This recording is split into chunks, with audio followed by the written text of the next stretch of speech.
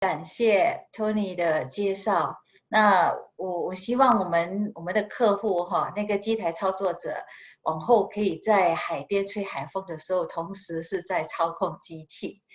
那我们会看到说，这个E-Link系统，当然它能够很有效的帮助客户做远端的管理，还有这个机台的操控。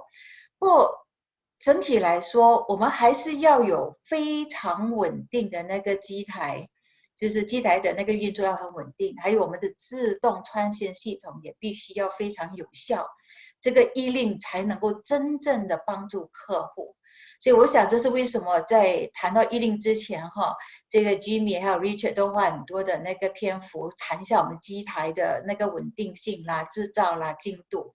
不过那些都是看到在我们工厂里面的情况，当机台去到客户端，在生产的那个环境里面，还能够保持这样的稳定性吗？我想这是没有问题的哈。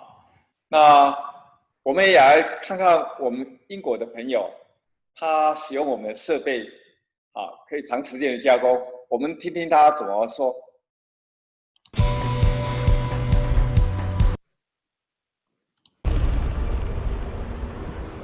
Dave, thank you very much for the invitation to TrueTech Precision Engineering in Dundalk. Now, you guys are very big into the medical sector, but could you tell me a little bit about the company history? Well, we've been going for 21 years, like you said, predominantly medical mold making. 70%, up to 70% of our work will be medical mold making. Is that because of the area that you're in, or is it existing customers? It's existing customers. Now, when you look at the processor that you actually have here, I see that you've got some Herco 3-axis machines here, but your latest acquisition is this fantastic Excetek V400G machine from Warwick Machine Tools. Could you tell me exactly why you've opted for this wire machine? Well, the agent that sold it to us, we have a history with the agent. And we had a wire machine before, but it wasn't very reliable, so it was. And we were sending an awful lot of work out, and we thought it would just be prudent enough to get a wire machine back. And the agent that we were dealing with, he told us about the Excetek machine, and he was singing its praises and saying it was very good. So we decided, why not? And ever since we've been running it, we've had, not looking back, like there've been no problems at all. So what type of work are you actually doing on the machine here? Mainly it's medical mold making. This here is a mold for a plunger and a syringe, and you can see here there's different, it's very small little rads and very sharp corners. You can only really get that on the wire, or you'd be spending an awful lot of time grinding that, and they'd do it in a fraction of the time and a fraction of the cost on the wire machine.